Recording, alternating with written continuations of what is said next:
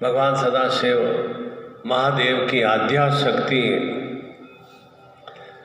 माता गौरी पार्वती के सभी स्वरूपों में सर्वश्रेष्ठ धूमावती शक्ति है, जो उग्र स्वरूप में अर्थात उग्रता भाव चिंतन से काल रूपी दुष्क्रियाओं का नाश करती है। वह दुख दरिद्रता को समाप्त करती है और सही रूप में उग्रता का भाव चिंतन भी यही है कि जो कुछ भी जीवन में विषमताएं, न्यूनताएं, अभाव, तकलीफ, दरिद्रता, रोग, कष्ट, पीड़ा हो, तो हमारी देह के भीतर में उग्र स्वरूप में वह शक्ति होना आवश्यक है। उसी उग्रता के फलस्वरूप ही हम उन दुष्चिंताओं का, दुष्क्रियाओं का नाश कर देते हैं। इसीलिए जिनमें यह उग्रता का भाव होता है, तीव्रता का भाव होता है, वह भाव केवल और केवल जो भी दुखदपूर्ण, विषमपूर्ण, संतापपूर्ण स्थितियां हैं, उनके नाश के लिए भीतर में वह शक्ति का भाव हो, तो उससे जो भी दुख, दरिद्रता, कष्ट, पीड़ा की स्थितियां होती हैं वे समाप्त हो जाती हैं। वर्तमान समय में भी हम देखते हैं कि पूरा विश्व कोरोना से आक्रांत है और इस कोरोना महामारी से वही विजयश्री को प्राप्त हुआ है, अर्थात उस बीमारी से निवृत्त हुआ है जिसके अंदर वह उग्रता का भाव है कि मुझे इस बीमारी को परास्त करना है। और जीवन में भी ऐसा ही है, कोई भी तरह की बीमारी, रोग, कष्ट हो तो भीतर में वह आत्मशक्ति उग्र स्वरूप में विद्यमान होंगी, तब ही हम किसी भी तरह की कलिष्ठ से कलिष्ठ रोग से भी हम निवृत्ति प्राप्त कर सकेंगे। और वैसा ही भाव चिंतन आद्या शक्ति स्वरूपा धूमावती माता का है। और जिस तरह से दीपावली पर्व संपन्न करते हैं कार्तिक अमावस्या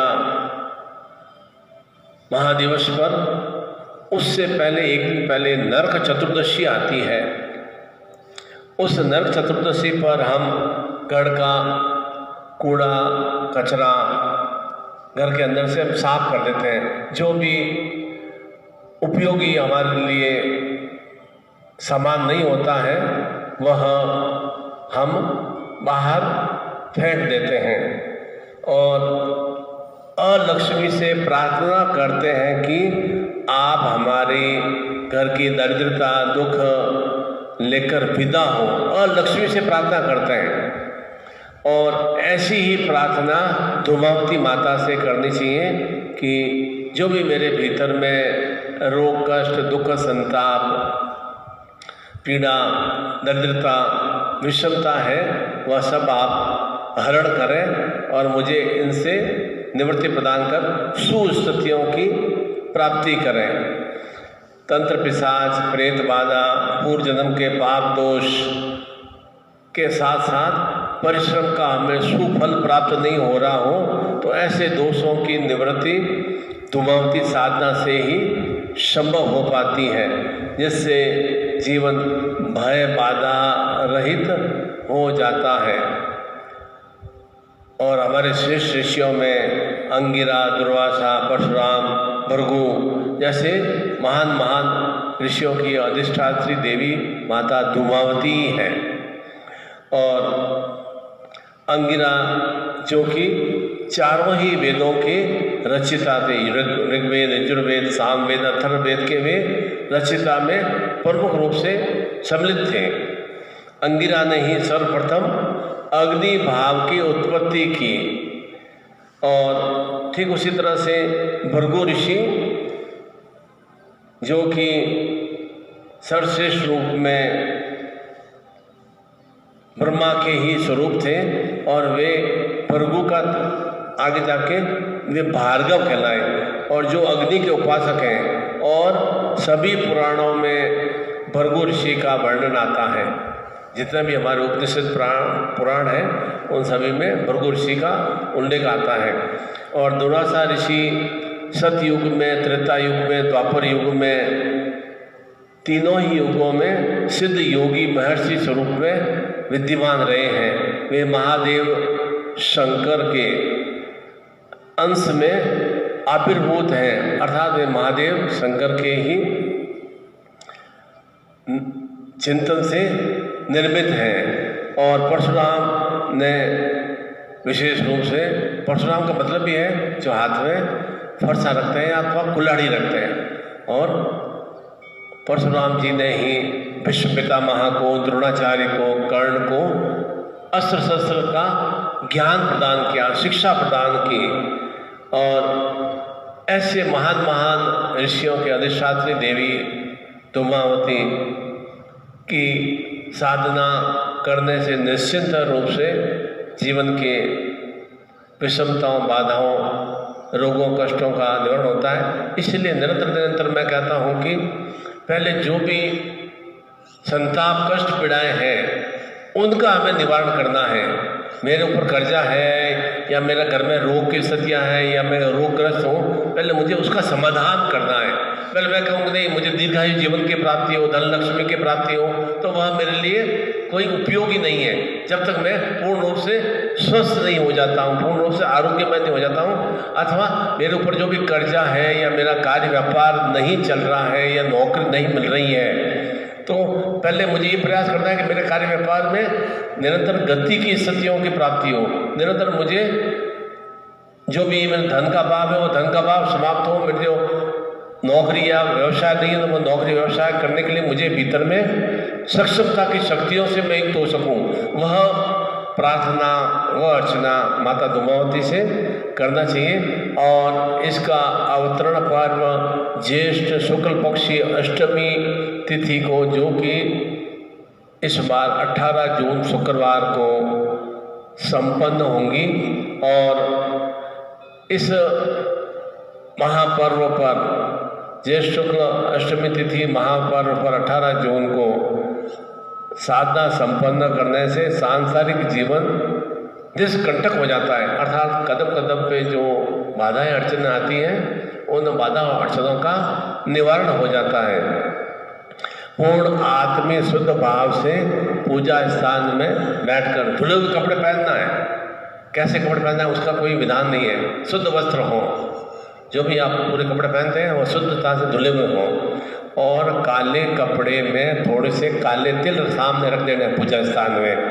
दीपक धूपबत्ती प्रज्वलित कर देना है और संकल्प के साथ कि मेरे, आपको मैंने परेशानी बता दी, व्यथाएं दुविधा बता दी, क्या क्या दुविधाएं परेशानियों का मुझे निवारण करना है, उनका संकल्प के साथ उच्चारण करके और आपको विशेष रूप से धूमावती कवच के 5 बार ही केवल स्मरण करना है।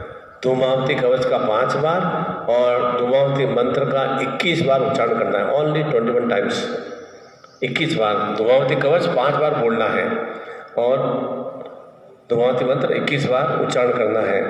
परिवार में अन्य किसी भी सदस्य की कोई भी समस्या हो तो उसके लिए पुनः नूतन रूप में संकल्प लेना है कि मेरा पुत्र रोगग्रस्त है या मेरे पुत्र का विवाह नहीं हो पा रहा है या मेरी पत्नी बहुत बीमार है या घर में शत्रु बाधा है, तो पुनः नूतन संकल्प लेके पुनः इसी तरह से धूमावती कवच का 5 बार और धूमावती मंत्र का ओनली 21 बार 1 2 3 4 21 टाइम से, नो माला, ओनली 21 बार ही उच्चारण करना है। और इसके बाद जो भी साधक इन मंत्रों का पूर्ण ध्यान चिंतन से आराम से उच्चारण कर लेंगे, उन्हीं साधकों को मेरे द्वारा शक्तिपात की दीक्षा, सर्व शत्रु स्तंभन, दरिद्रता नाशक, लक्ष्मी वर्धी दीक्षा प्रदान की जाएगी। सर्व शत्रु स्तंभन दरिद्रता नाशक लक्ष्मी वृद्धि दीक्षा प्रदान की जाएगी। और यह धूमावती कवच का 5 बार पाठ और धूमावती मंत्र का केवल 21 बार उच्चारण प्रातः सूर्य उदय से सांध्य बेला के पश्चात तक में जब भी आपको सुविधा हो।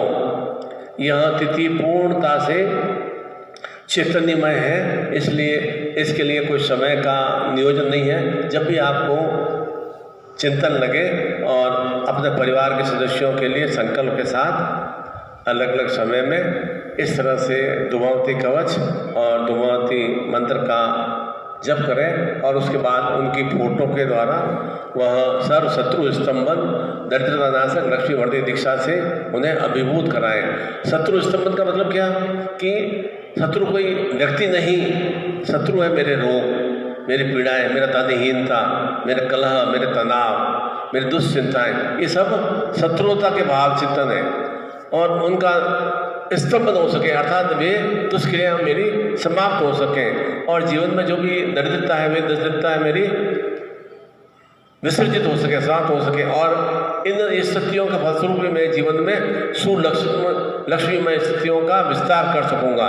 वह सर्व शत्रु स्तंभन दरिद्रता नाशक लक्ष्मी वृद्धि दीक्षा इस मंत्र जाप और कवच के पाठ के बाद ही प्रदान की जाएगी और इससे निश्चिंत रूप से परिवार में आरोग्य, अखंड सुहाग, सौभाग्य, वृद्धि युक्त। सर्वप्रथम हमारा चिंतन भाव क्या रहा है? हम स्वस्थ रहें, मानसिक रूप से भी शारीरिक रूप से भी स्वस्थ रहें। तो स्वस्थता पहले आवश्यक है। उसके बाद सौभाग्यता अर्थात दुर्गति वाले भाव चिंतनों का निवारण हो और साथ ही साथ जीवन में धन लक्ष्मी अर्थात जो मेरे जीवन में लक्ष्य है उन लक्ष्यों को मैं आत्मसात कर सकूं। जब आरोग्यता की प्राप्ति होगी, दुर्भाग्य मेरा समाप्त होगा, धन लक्ष्मी की प्राप्ति होगी, निश्चित रूप से मुझे यश सम्मान की भी अभिवृद्धि प्राप्त हो सकेगी। और इसके लिए विशेष रूप से शत्रु नाशाय धन लक्ष्मी धूमावती कवच है। ओम हलीम धूम धूम धूमावते सर्व दुख संताप रोग पीड़ाए विवर्णा चंचला कृष्णा दीर्घा च विमुक्त कुंतला रुक्षा सतित्व विरल द्विजा शिव गौरी महाविद्या शक्ति रथस्था शत्रुनाशाय तंत्र पिशाच पाप नाशिनी ओम ठम ठम धूम धूम सर्व वज्रपातिनी फट। ये 5 बार बोलना है हमने। ओम हलीम धूम धूम धूमावते सर्व दुख संताप रोग पीड़ाए विवर्णा चंचला कृष्णा दीर्घा च विमुक्त कुंतला रुक्षा सतित्व विरल द्विजा शिव गौरी महाविद्या शक्ति ग्रतस्था शत्रुनाशाय तंत्र पिशाच पाप नाशिनी ओम ठम ठम धूम धूम सर्व वज्रपातिनी फट। ये आपको जैसे इस तरह से आप यह वीडियो देखेंगे तो इस वीडियो के सामने भी आपको दिख जाएगा। और इसका धूमावती मंत्र है ओम धूम धूम धूमावती सौभाग्य सतित्व शक्ति सर्व शत्रु नाशाय विजया प्रापर्ति नमः। यह इसका 21 टाइम्स ही, ओनली 21 टाइम्स। ओम धूम धूम धूमावती सर्व सौभाग्य सतित्व शक्ति सर्व शत्रु नाशाय विजया प्रापर्ति नमः। 21 बार ये मंत्र बोलना है। किसी एक व्यक्ति के लिए पहले संकल्प लेना है, एक साथ सभी का संकल्प एक साथ ही लेना है और कंटिन्यू ऐसा नहीं करना है। पहले 5 बार धूमावती कवच और 21 बार धूमावती मंत्र का मंत्र जप प्रातः सूर्य उदय से रात्रि काल तक में। इसको कभी भी जब भी आपको समय मिले उस समय में आप इसका पूर्ण शुद्ध भाव से आत्मिक भाव से मंत्राधीन देवता मंत्रों का दीदी देवता है बार बार हम धूमावती मंत्र का उच्चारण करेंगे। निश्चित रूप से उस शिव शक्ति का आगमन होगा और उस शिव शक्ति के आगमन से जो भी हमारे जीवन की दुश्चिंताएं पाप संताप है वे अवश्य ही समाप्त होंगी। और ऐसे 10 महाविद्याओं स्वरूप में यह 10वीं महाविद्या है। माता गौरी पार्वती की यह 10वां स्वरूप है। कहा जाता है कि first impression is last impression, तो अंतिम जो इम्प्रेशन है वह सर्वश्रेष्ठमय है। तो इसीलिए वह धूमावती सर्व शत्रुओं को संहार भी करती है। और धूम्र का मतलब होता है धुआं, और उस धूम्र के माध्यम से जहाँ जहाँ उस धूम्र का प्रभाव रहता है, वहाँ से शत्रुओं का हरण होता है, दरिद्रता का नाश होता है, विषमताओं की समाप्ति होती है। और आपके मुखारविंद से, आपके खुद के मुख से इस तरह के धूमावती कवच का और धूमावती मंत्र का जप होगा तो निश्चिंत रूप से जो भी जीवन की विषमताएं, न्यूनताएं हैं वह अवश्य समाप्त हो सकेंगी। और जिस तरह से दुर्वासा ऋषि, भृगु ऋषि, परशुराम ऋषि इनकी अधिष्ठात्री देवी है, तो इन्होंने भी कुछ न कुछ श्रेष्ठ गुरु रहे हैं, श्रेष्ठ संत महात्मा ऋषि रहे हैं, वेदों की रचनाएं भी की हैं, पर तो उन्होंने भी किसी न किसी श्रेष्ठ शक्ति को ही आत्मसात करते हुए एक क्रियान्वित हुए। तो निश्चित रूप से हम भी इस महाविद्या स्वरूप में धूमावती को आत्मसात करेंगे तो निश्चित रूप से हम भी श्रेष्ठमय स्थितियों से युक्त हो सकते हैं। मैं पुनः आप सभी को इस आने वाले महोत्सव पर धूमावती जयंती का, इस धूमावती अवतरण पर्व का शुभ मंगलमय आशीर्वाद प्रदान करता हूँ कि आपके जीवन में वह धूम्र स्वरूप में वह धूमावती का विस्तार हो और अनेक अनेक तरह के संताप, रोग, कष्ट, पीड़ा, मानसिक चिंताएं, दुख, दरिद्रता है वह सब समाप्त हो सके। अधिकांश स्वरूप में सांसारिक मनुष्य केवल और केवल मानसिक संतापों से पीड़ित रहता है। और जैसा मैंने पहले बताया कि प्रत्येक क्षण एक एक मिनट में हजारों तरह के विचार आते हैं, हजारों तक विचार आके कुछ उसमें से क्रियान्वित भी होते हैं और उसका हमें कई स्वरूपों में हमें उसका कुलाभ भी प्राप्त होता है, सुलाभ भी प्राप्त होता है। इसलिए निरंतर जो अनेक विचार आते हैं उन विचारों को कम से कम विचार आए और उन विचारों को हम परिपूर्ण कर सकें। अनेक तरह की भावना आती है कि मैं यहाँ बैठा हूँ और मैं एक घंटे के अंदर मैं इलाहाबाद पहुँच जाऊँ या दिल्ली पहुँच जाऊँ, तो बस संभव नहीं है। या मेरा इन सामने ये शत्रु है एकदम भस्म हो जाए, वह भी संभव नहीं है। तो हमारे पास में उन महाविद्याओं, देवियों की शक्तियों का स्वरूप है, उन शक्तियों को हम आत्मसात करेंगे तो निश्चित रूप से मन के अंदर जो भी कुविचार आते हैं और कुछ कुक्रियाएं हम क्रियान्वित कर लेते हैं और बाद में पश्चाताप भी होता है, तो पहले से ही हमारे भीतर में सद्विचार, सद्भावनाएं, सदचिंतन आए और उन सदचिंतन के फलस्वरूप हम निरंतर सुस्थितियों से युक्त हों। इसीलिए विशेष रूप से कहा जाता है कि निरंतर तामसिक स्वरूप में जो भी शक्तियाँ हैं उनकी आराधना, अभ्यर्थना अवश्य करना चाहिए। जिस तरह से छिन्नमस्ता की अभ्यर्थना, आराधना है, बगलामुखी की है, भैरवी की है और इसी तरह से धूमावती की साधनाएं संपन्न करने से पहले विषमताओं को हमें समाप्त करना है। उन विषमताओं को, दरिद्रता को, दुख और संतापों को समाप्त करके ही स्वतः जब ये समाप्त हो जाएंगी तो निश्चित रूप से जीवन में सुस्थितियाँ आनी प्रारंभ हो जाएंगी और निरंतर वह हम एक गति का प्रभाव प्रदान करेंगे तो निरंतर हमारे जीवन में श्रेष्ठमय स्थितियों से हम युक्त हो सकेंगे। और ऐसा ही महापर्व 10 महाविद्याओं में सर्वश्रेष्ठ रूप से यह धूमावती जयंती जो कि 18 जून को हम संपन्न करेंगे और आपको मैंने वह धूमावती कवच भी प्रदान कर दिया है और धूमावती मंत्र भी प्रदान कर दिया है। ओम धूम धूम धूमावती सौभाग्य शक्तित्व शक्ति सर्व शत्रु नाशाय विजया प्राप्ति नमः। ओम धूम धूम धूमावती सर्व सौभाग्य शक्तित्व शक्ति सर्व शत्रु नाशाय विजया प्राप्ति नमः। ओम धूम धूम धूमावती सौभाग्य शक्तित्व शक्ति सर्व शत्रु नाशाय विजया प्राप्ति नमः। यह मंत्र ही केवल 21 बार ही बोलना है, पूरा एक माला भी संपन्न नहीं करना है। निश्चित रूप से इस चैतन्य भाव से हम इस मंत्र का आह्वान करेंगे।